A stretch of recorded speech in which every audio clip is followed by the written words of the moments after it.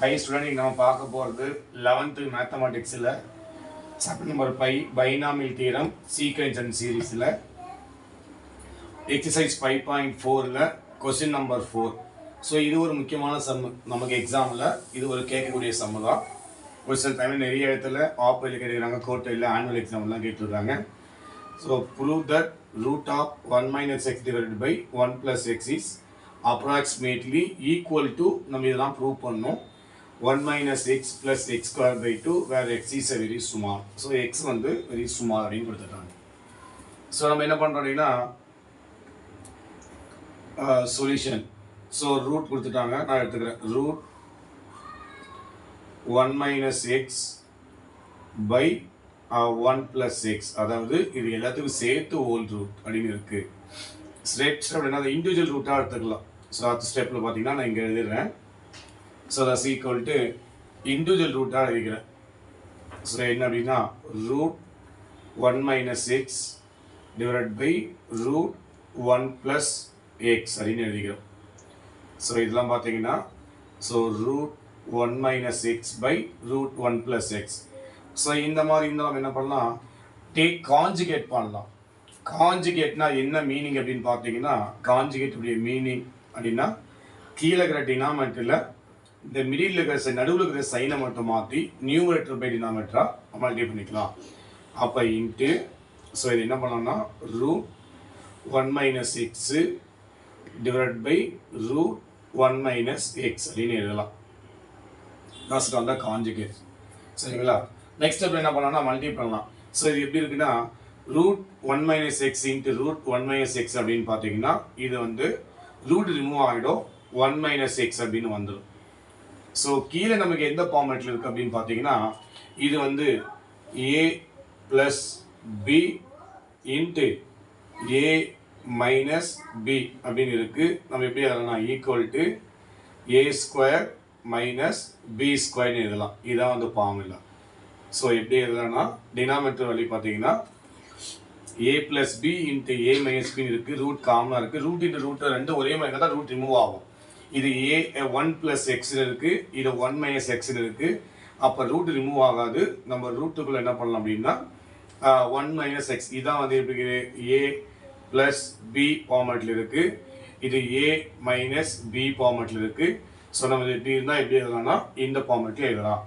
a square minus B square எழுதலாம். அப்போ a வழி பார்த்தீங்கன்னா 1 தஸ் ஃபார்முலா படி ஸ்கொயருக்கு மைனஸ் b வேல்யூ பார்த்தீங்கன்னா x த ஸ்கொயர்னு எழுதிக்கலாம். நெக்ஸ்ட் ஸ்டெப்பில் ஈக்குவல் டு இது பார்த்தீங்கன்னா 1 minus x by root of so 1 ஸ்கொயர்னா 1 மைனஸ் வந்து எக்ஸ் ஸ்கொயர் அப்படின்னு எழுதிக்கலாம். இந்த ஸ்டெப்பில் எழுதிக்கலாம். ஸோ நெக்ஸ்ட் ஸ்டெப்பில் ஸோ எழுதிக்கலாம் 1 மைனஸ் எக்ஸ் ஸ்கொயர்னு எழுதிக்கலாம். அடுத்த ஸ்டெப்பில் நம்ம என்ன பண்ணோம்னா இந்த ரூட்டை ரிமூவ் பண்ணிக்கலாம். ஸோ ரீட்டை ரிமூவ் பண்ணனாலும் பவரில் 1/2 போட்டுக்கலாம். அப்போ 1 மைனஸ் எக்ஸு பை இது வந்து 1 minus x square whole power 1/2. Root அப்படின்னாவே அதனுடைய பவர் எல்லாமே பார்த்தீங்கன்னா நம்ம 1/2 போட்டுக்கலாம். அடுத்த ஸ்டெப் என்ன பண்ணுறோம், நான் மேலே கொண்டு வரோம். ஸோ மேலே கொண்டு வந்துடலாமா? அப்போ இந்த சைடு வந்தால் நமக்கு என்ன ஆகுன்னா ஈக்குவல் டு 1 மைனஸ் எக்ஸ் அப்படியே இருக்குது. இது அடுத்த ஸ்டெப் நமக்கு என்ன ஆகும் அப்படின்னு பார்த்தீங்கன்னா இது நமக்கு ஃபார்முலா. ஸோ இது ஒரு ஃபார்முலா நம்ம எழுதணும். ஸோ அடுத்த ஃபார்முலா என்ன சார் எழுதுறோம் அப்படின்னா 1 divide by x power n. நம்ம அல்ஜிப்ராவில் படிச்சிருப்போம் அது இயற்கணிதத்தில். 1 பை எக்ஸ் பவர் என்னன்னா ஸோ மேலே வந்தால் அது எக்ஸ் பவர் மைனஸ் என். இந்த பேஸில் அப்படியே இருக்கும், இந்த பவர் மட்டும் மேலே வரும்போது மைனஸ் என்னாக மாறிடும். அப்போ 1 by x square whole power 1/2 வந்து ஸோ மேலே தான் நமக்கு என்ன ஆகிடும் அப்படின்னு பார்த்தீங்கன்னா 1 minus x square whole power minus 1/2 அப்படின்னு நமக்கு வந்துடும். ஸோ இதான் பார்த்தீங்கன்னா இந்த ஃபார்மேட்டில் ஸோ நமக்கு வந்துடும் 1 minus x divide by 1 minus x square whole power 1/2 இருக்குது. இதுக்கு பார்த்தீங்கன்னா நமக்கு ஃபார்முலா இருக்குது. பைனாமியல் பார்த்தீங்கன்னா என்ன ஃபார்முலா அப்படின்னா 1 minus x power minus n அப்படின்னு பார்த்தீங்கன்னா கம்பேர் பண்ணால் ஃபார்முலா வந்து 1 plus n x plus n into n plus 1/2 factorial into x square அப்படின்னு போயிட்டே இருக்கும். நமக்கு தேவை அந்த மேக்ஸிமம் ப்ரூவ் பார்த்தீங்கன்னா நம்ம நிறைய எழுத தேவையில்லை. 1 minus x plus x square by 2 தான் இருக்கு. அப்போ மேக்ஸிமம் இதனுடைய ஃபார்முலா இது போயிட்டே இருக்கும் இந்த மாதிரி ப்ளஸ் அடுத்தது பார்த்தீங்கன்னா n into n plus 1 divided by 2 factorial into x square plus அப்படின்னு நமக்கு அப் டு போயினே இருக்கும். நமக்கு பார்த்தீங்கன்னா ஒரு டேர்ம் மட்டும் நமக்கு ரெண்டு டேர்ம் தான் மேக்ஸிமம் பவர் ப்ரூவல் பார்த்தீங்கன்னா என்ன இருக்குன்னா எக்ஸ் ஸ்கொயர் பை 2 வரைக்கும் தான் இருக்குது. அப்போ கான்ஸ்டன்ட் டேர்ம் எக்ஸ் டேர்ம் மட்டும் எடுத்தால் போதும். இதெல்லாம் நான் என்ன பண்ணேன் நம்ம ஃபார்முலாவில் இது நிறைய எழுதி நம்ம கன்ஃபியூஸ் பண்ணிக்கணும்னா நிறைய எழுதினா நமக்கு நிறைய வரும், அதனால் நமக்கு தேவையில்லை. அப்போ இதனுடைய ஃபார்முலா பார்த்தீங்கன்னா எக்ஸ்பான்ஷன் நமக்கு போயிட்டே இருக்கும். அப்போ 1 + nx நம்ம இந்த டேர்ம் மட்டும் நம்ம சப்ஸ்டிட் பண்ணாவே நமக்கு ப்ரூவ் முடிஞ்சு, அதாவது இதனுடைய ஆன்சர் நமக்கு வந்துடும். அப்போ இதனுடைய ஃபார்முலா பார்த்தீங்கன்னா நம்ம எடுத்துக்கலாமா? ஸோ மைனஸ் n அப்படின்னு இதனுடைய ஃபார்முலா பார்த்தீங்கன்னா 1 minus x power minus x 1 plus nx. இப்போ இதை நம்ம கம்பேர் பண்ணிக்கிறோம். ஸோ இதெல்லாம் கம்பேர் பண்ணிக்கிறோம். இங்கே 1 வேல்யூ பார்த்தீங்கன்னா 1 தான், இதனுடைய வேல்யூ 1 தான், இதனுடைய வேல்யூ பார்த்தீங்கன்னா நமக்கு என்ன இருக்கும்? இங்கே எக்ஸ் வேல்யூ பார்த்தீங்கன்னா நமக்கு எக்ஸ் ஸ்கொயர்னு இருக்குது. ஸோ அதே மாதிரி n வேல்யூ பார்த்தீங்கன்னா இந்த மைனஸ் இன்ட்டு மைனஸ் ப்ளஸ் ஆகிடும். n மட்டும் கம்பேர் பண்ணிக்கிறோம். ஸோ இங்கே ஃபார்முலா இருக்கிற வந்து இந்த மைனஸ் என்னும் இந்த மைனஸும் போயிடும். இங்கே என்னுடைய பவர் வந்து 1/2 இருக்குது. ஸோ இதான் வந்து 1/2. அப்போ இந்த டேர்முக்கு வந்து நம்ம இந்த ஃபார்முலா, அதாவது 1 minus x power minus n ஃபார்மேட்லேயும் இருக்குது. இதை 1 minus x power minus n equal to, இது ரெண்டுமே போத் ஆர் ஈக்குவல். அப்போ இப்படி இருந்தால் நம்ம இந்த மாதிரி எக்ஸ்பிரஸ் பண்ணலாம், எக்ஸ்பாண்ட் பண்ணலாம், இந்த மாதிரி எக்ஸ்பாண்ட் பண்ணலாம். அதே மாதிரி இப்போ இதை என்ன பண்ணலாம்னா இந்த மாதிரி டேர்முக்கு நம்ம எக்ஸ்பாண்ட் பண்ணிக்கிறோம். ஸோ அப்போ என்ன பண்ணலாம்? அதை இந்த டேர்ம் அப்படி தான் இருக்குது 1 மைனஸ், ஸோ என்ன பண்ணலாம் 1 minus x அப்படியே தான் இருக்குது இன்ட்டு, ஸோ இதனுடைய ஃபார்முலா பார்த்தீங்கன்னா இதுதான் 1a ப்ளஸ்ஸு என்னுடைய வேல்யூ பார்த்தீங்கன்னா நமக்கு என்ன எழுதியிருக்கோம் 1/2 இன்ட்டு எக்ஸ் ஸ்கொயர்னுடைய வேல்யூ பார்த்தீங்கன்னா இதுதான் வந்து எக்ஸ் ஸ்கொயர் அப்படின்னு நமக்கு இருக்குது. சரிங்களா? ஸோ அடுத்த ஸ்டெப்பில் நம்ம என்ன பண்ணலாம்? நிறைய மல்டி பண்ணலாம் ஆட்டோமேட்டிக்காக, இது நம்ம ப்ரூவ் வந்துடும். ஸோ இதை மல்டி பண்ணிக்கலாம். ஸோ 1 இன்ட்டு 1 1a, அதே மாதிரி 1 இன்ட்டு 1/2னா ப்ளஸ் 1/2 எக்ஸ் ஸ்கொயர்.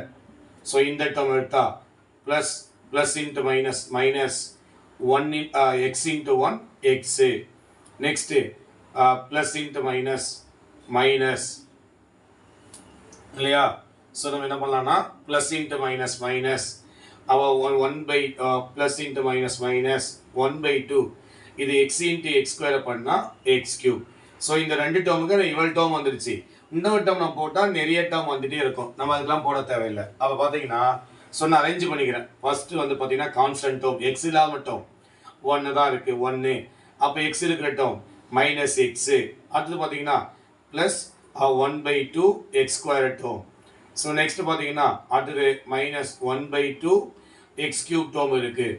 அதாவது நமக்கு என்ன சொல்லிக்கிறாங்க அப்படின்னா நமக்கு தேவையானது பார்த்தீங்கன்னா constant term X term X square term, அதுக்கு மேலே பண்ணால் நெக்லெக்ட் பண்ணிடுறோம். அதை நெக்லெக்ட் மீன்ஸ் என்ன பண்ணுறோம்? நம்ம தேவையான மட்டும் எடுத்துட்டு மற்றதெல்லாம் கேன்சல் பண்ணிடுறோம், ஒமிட் பண்ணிடுறோம். சரியா? ஏன் அப்படி ஒமிட் பண்ணுறோன்னா அவன் கொடுத்துட்டான், நமக்கு என்ன கொடுத்துட்டான் 1 minus x plus x square by 2 term மட்டும்தான் தேவை. ஸோ அதுக்கு மேலே ஹையஸ்ட் ஆர்டராக இருந்தால் அதெல்லாம் நெக்லெக்ட் பண்ணிடுறோம், நம்ம அது கணக்கில் எடுத்துக்க வேணாம். ஸோ அப்போ நம்ம என்ன இருக்குது? இது பார்த்தீங்கன்னா கான்ஸ்டன்ட் டேர்ம் இருக்குது, எக்ஸ் டேர்ம் இருக்குது, எக்ஸ் ஸ்கொயர் டேர்ம் இருக்குது. இது எக்ஸ் ஸ்கொயரோட அதிகமாக இருக்குது, X cube X power 4 X power 5 இதெல்லாம் வந்தால் நம்ம நெக்லெக்ட் பண்ணிடலாம், அதாவது கேன்சல் பண்ணிடலாம், ஒமிட் பண்ணிடலாம். சரியா?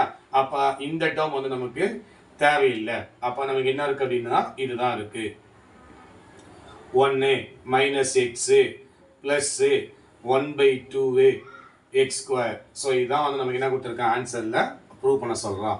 த ஸ்டேட் பார்த்தீங்கன்னா அப்ராக்சிமேட்லி அப்படின்னு கொடுத்துட்டான். ஸோ நான் வாட்டி சொல்கிற பாருங்க, அதாவது கொடுத்துட்டான். ரொம்ப முக்கியமான சம்மு, அடிக்க கேட்கக்கூடிய சம்முங்கிறது. நம்ம ஆல்ரெடி இதுக்கு முன்னாடி வந்து கொஸ்டின் நம்பர் 3 எக்ஸாம்பிள் போட்டிருப்போம், அதே மாதிரி தான் இது.